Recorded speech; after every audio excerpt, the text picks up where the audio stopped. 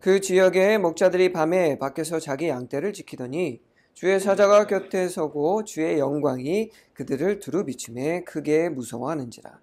천사가 이르되 무서워하지 말라. 보라, 내가 온 백성에게 미칠 큰 기쁨의 좋은 소식을 너희에게 전하노라. 오늘 다윗의 동네에 너희를 위하여 구주가 나셨으니 곧 그리스도 주시니라. 너희가 가서 강보에 쌓여 구유에 누워 있는 아기를 보리니 이것이 너희에게 표적이니라 하더니 호련히 수많은 천군이 그 천사와 함께 하나님을 찬송하여 이르되 지극히 높은 곳에서는 하나님께 영광이요 땅에서는 하나님이 기뻐하신 사람들 중에 평화로도 하니라. 천사들이 떠나 하늘로 올라가니 목자가 서로 말하되 이제 베들레헴으로 가서 주께서 우리에게 알리신 바 이 이루어진 일을 보자 하고 빨리 가서 마리아와 요셉과 구유에 누인 아기를 찾아서 보고 천사가 자기들에게 이 아기에 대하여 말한 것을 전하니 듣는 자가 다 목자들이 그에게 말한 것들을 놀랍게 여기되 마리아는 이 모든 말을 마음에 새겨 생각하니라. 목자들은 자기들에게 이르던 바와 같이 듣고 본 그 모든 것으로 인하여 하나님께 영광을 돌리고 찬송하며 돌아가니라. 아멘. 제가 얼마 전에 한 영화를 봤는데 한 딸과 아버지의 대화 내용이에요. 근데 제가 그 영화를 보다가 우리 보배를 쳐다보면서 눈물을 펑펑 흘렸습니다. 제가 사실 영화를 보면서 잘 울지는 않거든요. 아무리 슬픈 이야기라도 막 우리나라 영화에 자주 나오는 거 있잖아요. 심파라고 해가지고 관객들을 막 이렇게 울리는 그런 내용이 아무리 나와도 절대 울지 않습니다. 그런데 유독 영화든 드라마든 아내에 관련된 이야기 또는 자녀에 관련된 이야기 나면 그렇게 눈물이 나요. 제가 그 눈물을 흘린 이유가 그 대사 내용 때문인데 이 내용이 이렇습니다. 한 딸이 가출을 했다가 이제 집으로 돌아와요. 근데 집에 딱 돌아오는데 아빠가 마침 밥을 푸고 있었어요. 근데 집에 들어오는 딸을 쳐다보고 자연히 밥을 퍼서 식탁에다 딱 내려주고 자기도 밥 퍼가지고 둘이 밥을 먹습니다. 그러다가 잘 다녀왔어요? 그러니까 아빠가 그래 잘 다녀왔냐? 그래요. 그래서 이제 그래도 자기는 후회 안 한다. 그러면서 나는 행복했다. 이렇게 얘기를 해요. 아빠가 그러냐? 그래요. 그러니까 딸이 답답하니까 아빠한테 이렇게 얘기합니다. 아빠는 인생에서 단 한 번이라도 행복한 순간이 있었어! 라고 소리 질러요. 엄마가 없어요. 아빠 혼자 키우는 이제 집인데. 근데 아빠가 아무 말 없이 이렇게 밥을 숟가락 퍼고 입에 넣었더니 이렇게 얘기합니다. 있다. 네 태어났을 때. 나는 네 태어났을 때 너무 행복해서 잔치를 내가 며칠 했는지 모른다. 라고 대답하더라고요. 제가 그 얘기를 듣고 눈물을 펑펑 흘렸습니다. 왜냐면 그 얘기를 듣는 순간 우리 두 아들들이 태어났던 때가 생각이 나더라고요. 정말 힘겹게 거의 10년이라는 세월을 기다리다가 어렵게 아이들을 얻게 되고 그리고 또 쌍둥이다 보니까 좀 온갖 일들이 있었는데 그렇게 딱 태어났을 때 정말 아이를 낳는 순간 그게 이해가 되더라고요. 눈에 넣어도 아프지 않는 게 자식이라고. 이렇게 작은 두 아이들이 태어난 모습을 봤던 그때의 마음, 그리고 태어나자마자 몸에 문제가 생겨서 급하게 니큐에 들어갈 수밖에 없었던 우리 우주를 보면서 너무 가슴 아팠던 마음, 또 그것 때문에 또 아내를 끌어안고 눈물을 흘렸던 그때의 그 마음, 그리고 하나님께서 은혜를 베푸셔서 너무나도 빨리 엄마랑 같이 태어날 수 있게 해주셨을 때 그 감사한 마음, 그리고 또 무엇보다도 그 말을 듣는 순간 이 세상에 비록 생명을 바치게 하기 위해서기는 했지만 이 땅에 예수님을 보내시고 작은 아기로 태어났던 그 예수님의 모습을 바라보는 하나님의 마음이 너무나도 공감이 돼서 순간 기쁘기도 하고 행복하기도 하고 또 가슴이 너무나도 먹먹해서 눈물이 안 나올 수가 없었습니다. 우리 와이프가 저 쳐다보면서 박장대소 하면서 왜? 어느 포인트에서? 그렇게 물어봤는데 그때는 얘기 안 해줬지만 사실 그랬습니다. 어쩌면 제 사랑하는 두 아들이 태어났을 때 그 저의 마음과 하나님의 마음을 비교할 수는 없겠죠. 그러나 이 땅에 2000년 전 아기 예수님을 이 땅에 보내시는 하나님의 마음이 우리가 다 이해할 수는 없겠지만 그런 마음은 아닐까 생각해 보게 됩니다. 생각해 보세요. 너무나도 기쁘셔서 모든 천사들과 천군들을 동원하셔서 기쁘게 춤추면서 찬양하는 그런 하나님의 그런 마음. 하지만 동시에 너무나도 작은 한 베들레헴 마을에, 그것도 마구간에 말 구유의 아기 예수님을 태어나게 하실 수밖에 없었던 하나님의 마음. 비록 우리 인간을 위함이긴 하지만 그 모습을, 초라한 작은 여린 그 예수님의 모습을 보면서 하나님께서 느끼셨을 그 마음을 한번 우리가 이해할 수는 없겠지만, 다 알 수는 없겠지만, 그 마음이 얼마나 기쁘고 또 행복하고 또 얼마나 소중하며 또한 동시에 안타까운 마음이셨을지 한번 생각해 봐야 될 것입니다. 오늘은 그러한 예수님께서 이 땅에 우리에게 오신 너무나도 행복하고 기쁜 시간, 그리고 너무나도 감사하며 동시에 가슴이 먹먹할 수밖에 없는, 그래서 더욱더 우리 그리스도인에게는 이 세상 그 어느 날보다 소중한 날이 바로 오늘 성탄절입니다. 그런 의미에서 메리 크리스마스, 기쁜 성탄, 그리고 또 우리에게 가장 중요한 임마누엘, 생탄절이 될 때 제일 먼저 생각나는 말씀은요, 저에게는 오늘 읽은 본문입니다. 마가복음 2장 8절부터 20절 말씀. 보통 이 세상에 위대한 인물이 태어나면 우리는 역사적으로 그 인물에 대해서 좀 과장되게 기록하죠. 그죠? 또 어떤 신화들이나 이런 데를 보면 이런 위대한 사람들의 탄생 이야기의 특징은 너무나도 화려한 어떤 천지가 요동하는, 또는 너무나도 많은 사람들이 와서 축하해주는 그런 모습으로 많이 묘사됩니다. 실제로 그렇지 않더라 하더라도. 그렇죠? 왜? 그래야지만 세상 사람들이 이 사람은 태어날 때부터 정말 남다른 사람이구나 라고 생각하기 때문이죠. 그러나 이 세상에서 어느 누구보다도 위대하고 높으신 우리 예수님은 그와 반대로 너무나도 초라하게 이 세상에 오셨습니다. 작은 마구간에서 동물들에 둘러싸여서, 예수님이 탄생하신 그날에 동물들에 둘러싸여서 고작 몇 명의 목자들과 또 마태복음에 따르면 동방박사라고 여기는 그 사람들만 예수님의 탄생을 축하하고 있다라는 거죠. 사실 이 세상에 지금 오늘날 우리 어떤 한 아이가, 한 생명이 이 세상에 태어날 때 많은 사람들이 축하해 주잖아요. 가족들이 축하해 주고, 지인들이 축하해 주고, 또 아이가 태어났을 때 그 아이를 따뜻하게 안고 있는 그 엄마를 보기 위해서 많은 가족들과 아이들이 와서 축하를 해줍니다. 그런데 이 세상에서 가장 위대하고 우리에게 소중한 예수님은 고작 몇몇의 사람들과 동물들에 둘러싸여서 이 탄생을 축하해주고 있다는 거죠. 너무나도 다르죠. 세상에 있는 많은 위대한 인물들과 예수님의 탄생은 너무나도 다릅니다. 그런 아기 예수님의 탄생을 보며 생각해 보게 되는 것은 과연 하나님의 마음은 어떠셨을까? 앞서 말씀드린 것처럼 우리 인간이, 저처럼 자녀를 얻게 됐을 때 그 기쁨과 행복을 느끼는 것처럼 하나님도 분명히 그 기쁨과 행복을 느끼셨을 거예요. 나의 하나밖에 없는 아들. 하지만 하나님께서는 그 마음을 표현하실 수 없었습니다. 온 별들이, 모든 세상 사람들이 볼 수 있도록 별들이 막 요동치고, 막 천상에 천사들이 나타나서 나팔 불고, 막 모든 산과 바다들이 출렁이고 동물들이 노래하면서 그렇게 축하해줘도 모자를 자신의 단 하나밖에 없는 아들을 하나님께서는 그렇게 하실 수 없었다는 거죠. 그 생명의 탄생의 기쁨에 대해서 가장 잘 알고 있는 사람이 누굴까요? 그 생명을 만드신 하나님이시죠. 그러니 그 기쁨과 그 행복감이 누구보다도 더 크시겠죠. 자랑하고 싶겠죠. 우리 아들 태어나면 막 자랑하지 않습니까? 딸 태어나면 막 자랑하잖아요. 주변에 막, 나 아기 낳았어. 우리 아기 너무 예뻐. 막 사진 찍어가지고 막 카톡에다 막 사진 돌리고.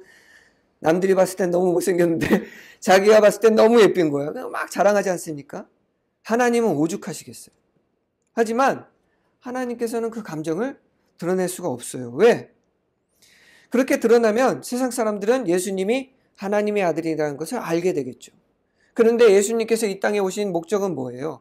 우리를 위한 희생양이 되셔야 되는 거죠. 언젠가는 사람들에게 배신당하여 십자가에 못 박혀 돌아가셔야 됩니다. 그런데 세상 모든 사람들이 예수님이 놀랍고 위대한 존재라는 것을 알게 되면 과연 사람들이 예수님을 배반을 할까요? 예수님을 십자가에 달려고 할까요? 아니겠죠. 그렇기 때문에 하나님께서는 예수님을 떠받고 태어날 때부터 추종하는 그런 사람들이 생겨나는 것을 바라지 않기 때문에 너무나도 자랑하고 싶고 너무나도 기쁘고 너무나도 행복하지만 예수님의 탄생을 숨기셔야 했습니다. 작은 마구간에서 너무나도 초라한 말구유에 누일 수밖에 없었다는 거죠. 마음이 얼마나 아프셨겠어요. 그런데 오늘 본문에 보니까 하나님께서는 그래도 어떻게 해서든 표출을 하고 싶었나 봐요.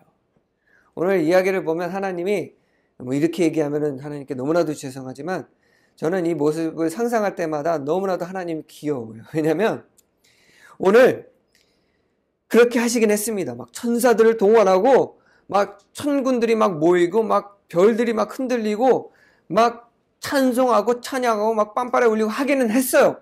했는데 이 조그만 목자들한테만 보여줬어요. 스펙타클한 우주 대쇼를 그냥 요 몇 명한테만 보여주고 계시는 거예요. 너무나도 표현하고 싶은데 온 세상 사람들에게 못하겠으니까 야, 딱 니들이라도 봐라. 그리고 이렇게 보여주고 계시는 거예요.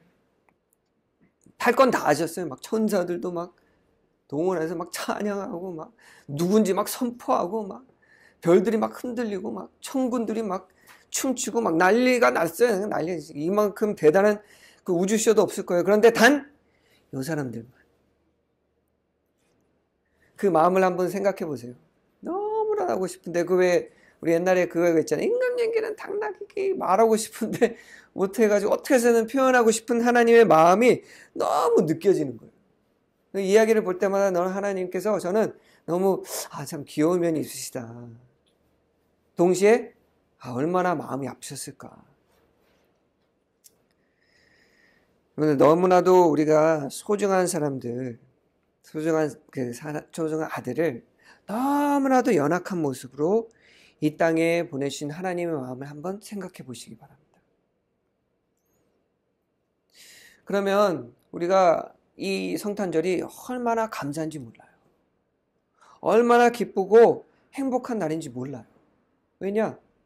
그 정도로 하나님께서는 너무나도 소중한 자신의 아들의 탄생을 감정을 억누르고 억제하고 또 숨길 정도로 너무나도 안타깝지만 자랑하고 싶지만 우리를 위해서 다 참으시고 다 억누르시고 그렇게 숨기실 수밖에 없었던 그 마음을 생각하면 하나님께 너무나도 감사드릴 수밖에 없는 거예요. 그런 날이 바로 오늘 우리가 함께 예배드리고 있는 성탄절입니다. 또 오늘 본문의 말씀을 읽으면서 또 한 가지 생각해야 되는 부분이 있어요. 오늘 여러분들에게 말씀드리고 싶은 가장 중요한 부분일 수도 있을 것 같아요. 오늘 말씀에 기록된 예수님의 그 탄생날에 대한 기록은 사실 마태복음에 기록된 이야기랑 사뭇 다릅니다. 그죠? 마태복음에는 목자들이 아니라 누가 오죠? 동방박사들이 오죠. 마태복음에서는 별의 그런 모습을 보고 동방박사들이, 그러니까 동방박사들이 어떤 사람들이냐?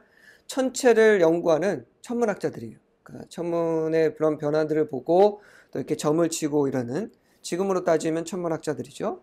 이 사람들이 보니까 왕이 태어난 거예요. 그렇죠? 그래서 그 별을 따라서 예수님께 옵니다.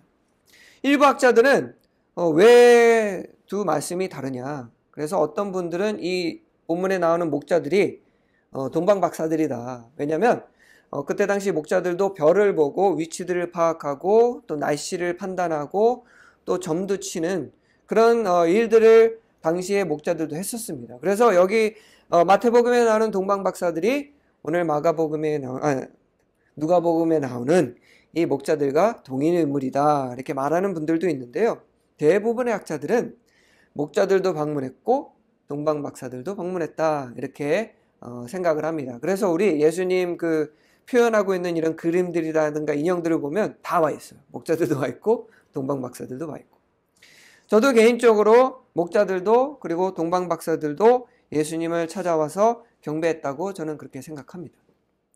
어찌됐든 오늘 목자들은 아기 예수님을 안고 있던 요셉과 마리아에게 자신들에게 보여주신 하나님의 리미티드 에디션 우주쇼를 와가지고 막 흥분해서 얘기해주고 있는 거예요. 그리고 동방박사들이 와가지고, 외국인들이잖아요. 와가지고 우리들이 보니까 위대한 왕이 태어나셨다고 해서 여기 와보니까 이 아기가 있었습니다, 이렇게 막 말해주고 있는 거예요.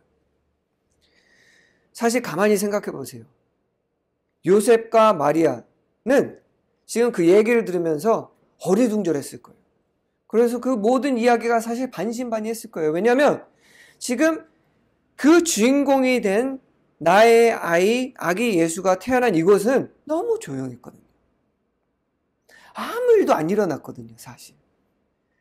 오히려 주변에는 지금 소하고 말하고 가축들이랑 너무나도 조용한 곳에서 말은 풀을 뜯고 있고 소는 메고 있고 나머지 동물들은 자거나 그냥 소리내고 있는 이 고요한 이 순간을 그곳에서 내가 아이를 맞이했는데, 웬 외국인들과 목자들이 와가지고 이 아이가 탄생할 때 막 스펙타클한 우주쇼가 막 펼쳐지고 왕이 태어날 때 나타나는 별이 나타났다고 하니 그 얘기를 들으면서 얼마나 놀랍기도 하고, 오늘 본문에 보면 듣는 자들이 모두 놀랐다고 얘기하지 않습니까? 이 얘기를 들으면서 놀랐겠어요. 왜? 놀랄 수밖에 없죠. 여기는 아무 일도 없었는데. 이 작은 아이가 하늘에서 빛나는 막 이런 영광의 빛, 영광의 별, 막 춤추는 천사, 노래하는 막 천군들, 이런 얘기를 들을 때 요셉과 마리아는 어떤 먼 나라에 있는 어떤 신화 이야기 또는 구전으로 내려오는 무슨 동화 이야기처럼 들렸을 수도 있어요. 왜냐하면 너무 현실과 동떨어진 이야기니까. 지금 내가 여기 있는 이 자리에서는 있을 수 없는 일이니까 아마 그렇게 들렸을 수도 있습니다. 그래서 아마 요셉은 이런 목자들과 동방박사들이 막 흥분해가지고 기쁨으로 들려주는 이 이야기를 마음에 새기거나 믿지는 못했던 것 같아요. 왜냐하면 오늘 본문에 보니까 그 이야기를 듣고 마음에 새긴 거는 오직 누구밖에 없다고 했습니까? 마리아밖에 없다고 얘기합니다. 거기에 누가 있겠어요? 요셉과 마리아밖에 없겠죠. 마구간에 누가 아기 태어났는데 와가지고 두리번거리면서 있었겠어요. 우리가 논리적으로 따져봤을 때 두 사람하고 목자들하고 동방박사들밖에 없을 텐데 그 이야기를 전해 들은 사람은 요셉과 마리아뿐입니다. 그런데 마리아만 마음에 새겼다고 한다면 요셉은 새기지 않았다는 거겠죠. 사실 요셉은요, 마리아가 임신했을 때 그 임신이 성령님을 통해서라는 것을 천사를 통해서 이미 전해 들었습니다. 그리고 이름도 예수 그리스도라고 지으라고 임마누엘이라는 그 단어도 전해 들었어요, 이미. 그래서 그 말을 그대로 수행해서 그리스도라고 이름도 쳤습니다. 그런 요셉이었지만 정작 예수님께서 이 땅에 태어나셨을 때 하나님께서 너무나도 사랑하며 기뻐하시는 그런 스펙타클 우주쇼를 벌일 정도로 그렇게 기뻐하시는 하나님의 아들이라고는 믿지 못했던 것 같아요. 왜냐하면 그런 요셉이라는 걸 우리가 어떻게 추측해 볼 수 있냐? 사실 요셉의 입장에서는 예수님은 30년 동안 자기 옆에서 목수일을 도와줬습니다. 그죠? 그리고 어느 순간에 공생의 사역을 시작하셨어요. 요셉의 입장에서는 어느 날 집 나간 아들이 사람들 몇 명 데리고 돌아다니면서 뭘 하고 있는 거예요. 여러분들 기억하시지만 예수님께서 말씀 전하실 때 누가 찾아왔죠? 가족들이 찾아왔습니다. 그런데 찾아온 이유가 예수님께 경배를 돌리기 위해서가 아니라 뭐였죠? 예수님이 미쳤다는 얘기를 듣고 가족들이 데려오려고 온 거예요. 자, 그럼 누가 보냈을까요? 생각해 보세요. 예수님의 형제 자매들 누가 보냈겠습니까? 자기들끼리 왔을까요? 여러분들 가만히 생각해 보세요. 여러분들 형제들을 그 정도로 잘 위하고 생각하세요? 아니잖아요. 자식이 미쳤다고 얘기를 들었을 때 보낼 사람은 당연히 누구겠어요? 부모겠죠. 그럼 마리아가 보냈을까요? 아니죠. 왜? 마리아는 오늘 그걸 마음에 새기고 있었고, 예수님께서 사역을 시작했을 때에 물이 포도주로 변하게 거만하셨던 분도 누굽니까? 마리아였어요. 그러면 미쳤다는 얘기를 듣고 보낸 사람은 딱 한 명이 남죠. 누굴까요? 바로 요셉입니다. 우리가 논리적으로 따져보면 형제들을 보낸 사람은 요셉이에요. 야, 내가 들어보니까 니들 형, 니들 오빠 예수님 미쳤단다. 이게 무슨 집안 망신이야. 빨리 가서 데려와라 라고 얘기했겠죠. 그리고 또 한 가지, 예수님께서 십자가에 못 박히실 때 그 옆에 있었던 부모는 한 명밖에 없었습니다. 누구였죠? 마리아였어요.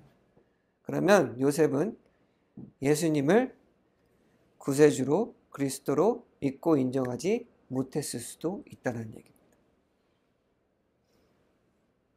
그런 요셉을 보면서 저는 그런 생각을 해요. 요셉은 아들로만 생각했지, 그렇게 목자들과 동방박사들이 전해줬던 그 이야기를 끝까지 믿지 못했을 수도 있을 거겠구나. 그 모든 걸 보고 목도했지만 마음에 새기지 못했구나.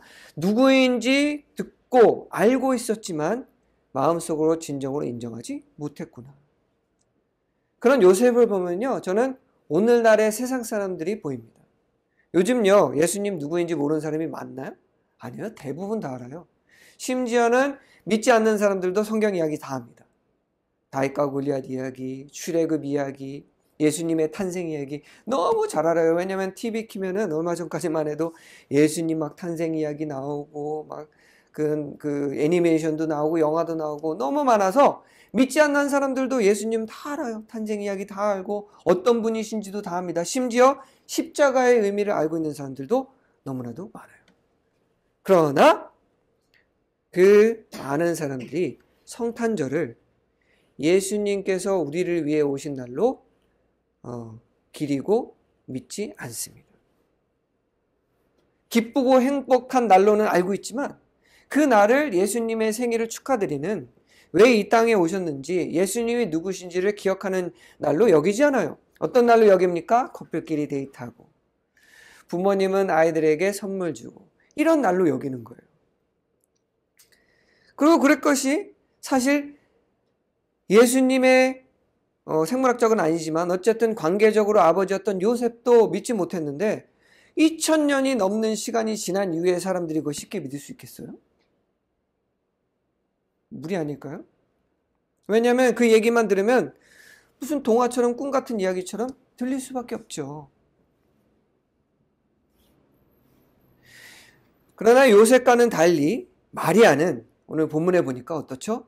그 말을 듣고, 물론 자기가 눈으로 본 건 아니지만 그 말을 듣고 마음에 새겼다, 믿었다라는 것을 우리가 알 수가 있습니다. 목자들이 막 전하는 그 스펙타클한 우주쇼, 진짜 있었는지 아닌지도 모르겠을 그 이야기를 듣고 마리아는 그랬구나, 내가 지금 낳은 이 아기가 하나님의 아들이구나 라는 것으로 인정하고 믿었다라는 거죠.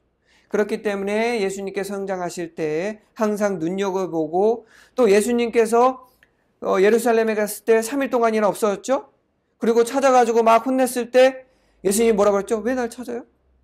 내가 아버지 집에 있는 게 그렇게 이상합니까? 라고 얘기했을 때 요셉은 이해를 못했지만 마리아는 그 얘기를 듣고 또 마음에 새기고, 그렇지, 맞아, 이 아이는 하나님의 아들이었지 라고 생각했죠.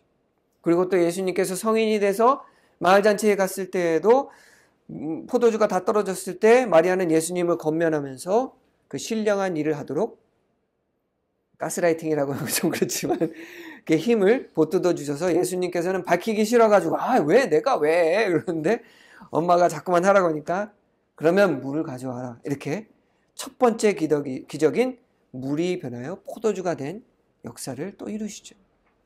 그리고 예수님께서 십자가에 못 박혔을 때 그 옆에 눈물을 흘리면서 나의 사랑하는 아들, 하나님의 아들 저 위에 있네 라고 그 자리를 지켰던 것도 바로 마리아입니다.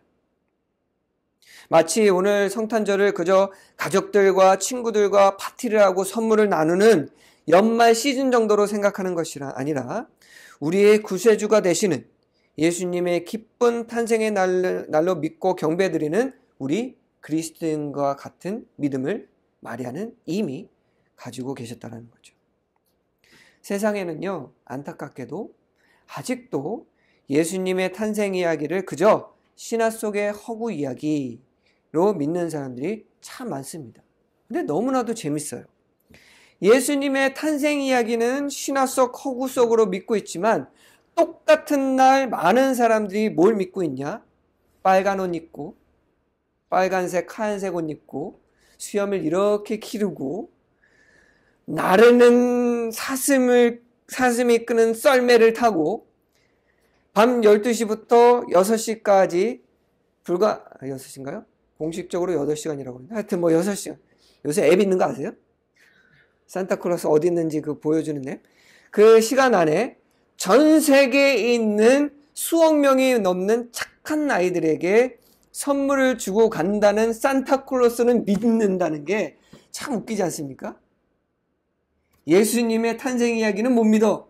그런데 산타클로스는 믿어요.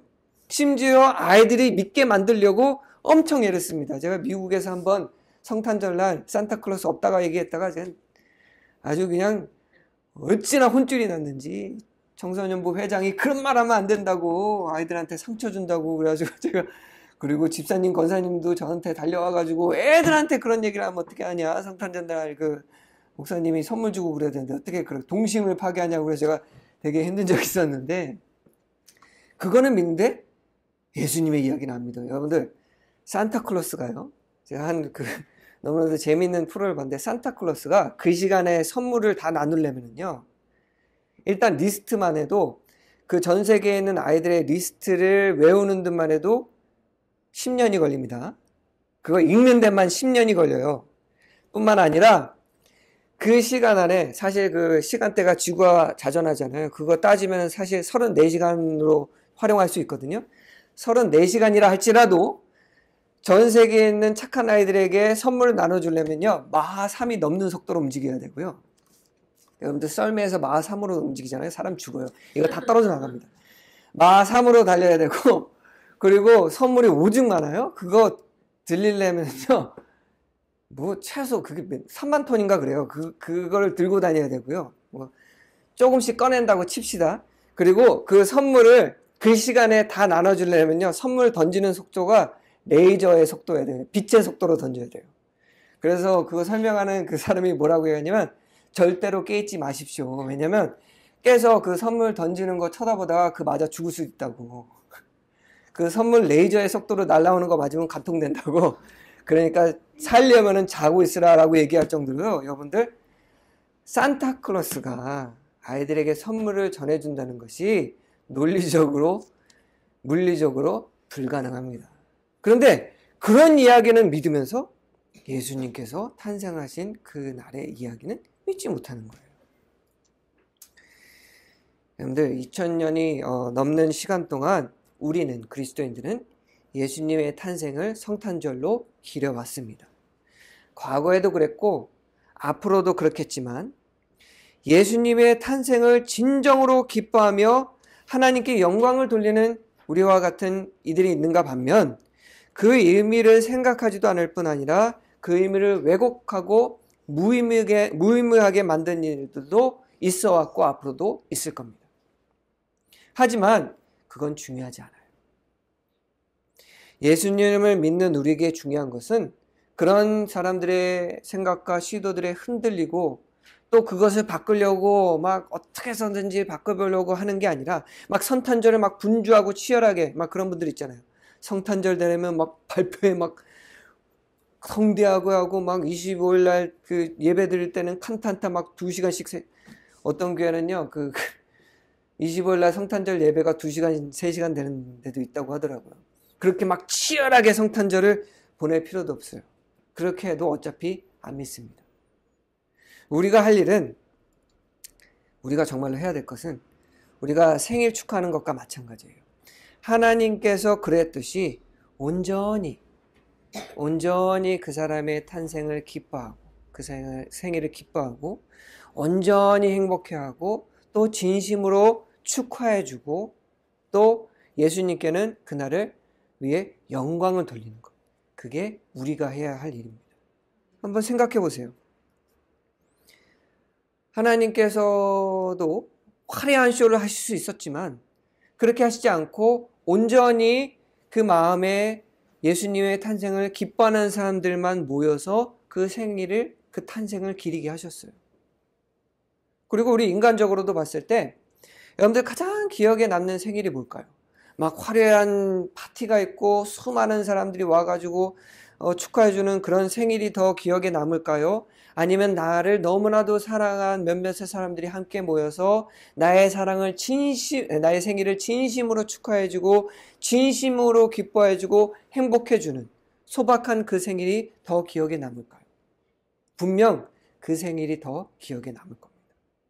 그리고 어떤 그 이 생일의 모습을 보고 사람들이 봤을 때 그 생일을 맞는 사람들을 더 궁금해할 생일은 어떤 생일일까요? 수많은 사람들이 함께 모이는 파티가 있는 그 생일의 그 주인공을 더 궁금해할까요? 아니면 정말로 사랑하는 사람들이 모여서 진심으로 축하해주는 그 사람의 생일을 또 그 사람에 대해서 궁금해할까요? 답은 이미 나와 있잖아요. 정말로 사랑하는 사람들이 모인 생일을 누리고 있는 그 사람. 저 사람은 도대체 누구길래 저렇게 사람들이 진심으로 생일을 축하해주고 있을까? 저 사람은 얼마나 저 사람들에게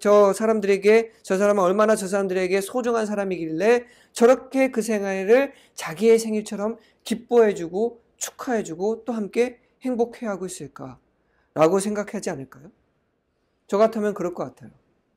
그 생일을 누리고 있는 사람들을 더 궁금해하겠죠. 마찬가지입니다. 오늘 이 시간에도 저 밖에는 예수님의 생일인지 뭔지 궁금해하지 않는 사람들이 너무 많아요. 그러면 그 사람들로 하여금 이 성탄절이 예수님의 생일이고 예수님을 알고자 하게 할 수 있는 방법은 뭐냐? 그렇게 막 성대하게 누리는 그런 생일잔치가 아니라 우리가 정말로 기뻐하면서 정말로 행복하면서 예수님의 생일을 축하하는 그 모습을 그들이 볼 때에 진정으로 예수님을 알고자 하는 마음이 생기게 된다는 거죠. 그렇기 때문에 성탄절은 누구에게 보이는 그런 쇼가 되면 안 됩니다. 하나님도 그렇게 안 하셨거든요. 성탄절은 우리가 진심으로 예수님의 생일을 축하해주고 기뻐하고 행복해하는 그런 날이 되어야 됩니다. 그런 날을 보낼 때 예수님의 그 기쁜 소식은 하나님께서 천사를 통해서 예언한 것처럼 수많은 사람들에게 전달되고 또 모든 사람들이 기쁨으로 예수님의 탄생인 이 성탄절을 영광을 돌리고 찬양하는 그날이 오게 된다는 것이죠.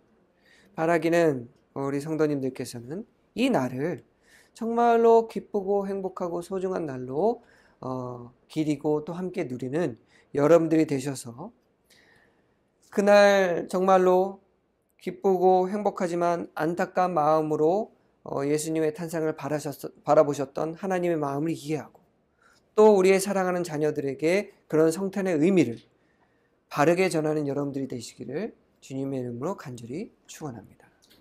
기도하겠습니다.